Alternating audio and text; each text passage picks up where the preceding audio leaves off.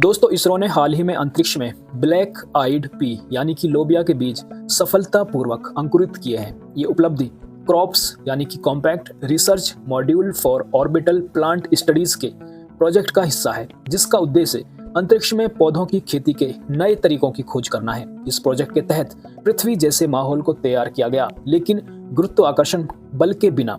Crops project के कुछ मुख्य उद्देश्य हैं, जैसे कि अंतरिक्ष में टिकाऊ खेती की संभावना पर काम करना। इसका पहला मिशन, जिसे क्रॉप्स 1 नाम दिया गया था, इसमें बीज अंकुरण और शुरुआती पौधे की वृद्धि का अध्ययन किया गया था। इस मिशन में एक मिनी ग्रीन हाउस का उपयोग किया गया था, जिसमें मिट्टी जैसे माध्यम, नियंत्रित तापमान और प्रकाश और पानी की आपूर्ति की गई थी। इस प्रोजेक्ट, जो क्रॉप्स नाम का प्रोजेक्ट है, यानी कि अंतरिक्ष में खेती करने वाला ये प्रोजेक्ट है, इसमें काफ़ी चुनौतियों का सामना भी किया गया है।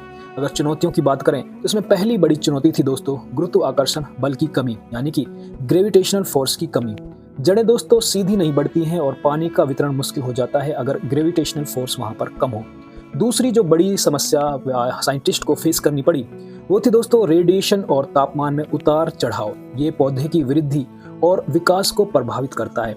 इसके अलावा दोस्तों तीसरा जो बड़ा फैक्टर था, जिसकी वजह से वहाँ पर किसी भी सीड को जर्मिनेट करना मुश्किल हो रहा था, वो था दोस्तों प्रकाश की कमी। जैसा कि आप जानते हैं कि किसी भी प्लांट की कंप्लीट लाइफ के लिए सनलाइट की बेहद खास जरूरत होती है, और उस माहौल में सीमित रोशनी के कारण प्रकाश संश्लेषण यानी कि फोटोसिंथेसिस में काफ़ी ज़्यादा प्रॉब्लम्स आ रही थी। कौन कौन सी टेक्निक्स का सहारा लिया गया है इन क्रॉप्स को वहाँ पर उगाने की कड़ी में? इस पहले कदम में क्रॉप्स मिशन में 3 मुख्य तकनीकों का उपयोग किया गया है। पहली बड़ी तकनीक थी दोस्तों हाइड्रोपोनिक्स। जैसा कि आप जानते हैं दोस्तों हाइड्रोपोनिक्स, जिसमें पोषक तत्व पानी में मिलाकर पौधों को दिया जाते हैं, इस टेक्निक का इस्तेमाल किया गया है इस इसरो के प्रोजेक्ट में। दूसरी जो महत्वपूर्ण टेक्निक यहाँ पर यूज की गई है वो है दोस्तों एरोपोनिक। जैसा कि आप जानते हैं एरोपोनिक एक ऐसा मीडियम होता है जहां पौधों को धुंध के रूप में पोषण मिलता है, यानी कि हवा के माध्यम से न्यूट्रिशन दिए जाते हैं। तीसरी टेक्निक जिस पे काम किया गया है इसरो के द्वारा वो है दोस्तों मिट्टी जैसा माध्यम या मीडियम वहां पर तैयार करना, जिसमें मिट्टी जैसे कणों का उपयोग किया गया है। क्रॉप्स 1 मिशन का अगर हम पूरा डिटेल देखें तो मिशन में एक छोटे ग्रीन हाउस का उपयोग किया गया है, जिसमें मिट्टी जैसे माध्यम और पोषक तत्व डाले गए हैं। पानी इलेक्ट्रिक वॉल्व से नियंत्रित मात्रा में दिया गया है। चौथे दिन दोस्तों क्या हुआ है कि बीज अंकुरित हुए हैं, यानी कि जर्मिनेट हुए हैं, और 5वें दिन पौधों पर 2 पत्ते भी उगाए हैं। इस दौरान सेंसर ने ऑक्सीजन और कार्बन डाइऑक्साइड के स्तर को मापा है, जिसमें पौधों की वृद्धि की पुष्टि हुई है। अंतरिक्ष में कौन से पौधे उपयुक्त रहेंगे इस प्रोजेक्ट के तहत ये भी जाना जाएगा।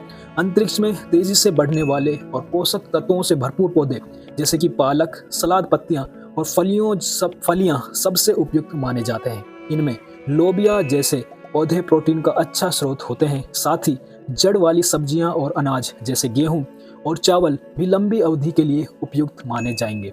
अब भविष्य की योजनाएं इस प्रोजेक्ट के बारे में क्या है दोस्तों? क्रॉप्स के अगले चरण में पौधों की लंबी अवधि तक वृद्धि और फल फूल पर ध्यान दिया जाएगा। इसरो इस दिशा में उन्नत तकनीकों का उपयोग करेगा, जैसे कि तापमान, प्रकाश और पानी का बेहतर प्रबंधन। ये प्रोजेक्ट न केवल अंतरिक्ष यात्रियों की पोषण की समस्या को हल करेगा, बल्कि मनोवैज्ञानिक रूप से भी उनका समर्थन करेगा।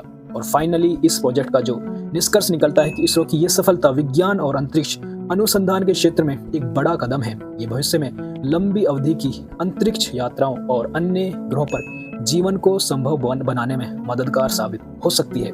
विज्ञान और तकनीक के इस नए अध्ययन के लिए हमें अपने इसरो पर काफ़ी ज़्यादा गर्व होना चाहिए।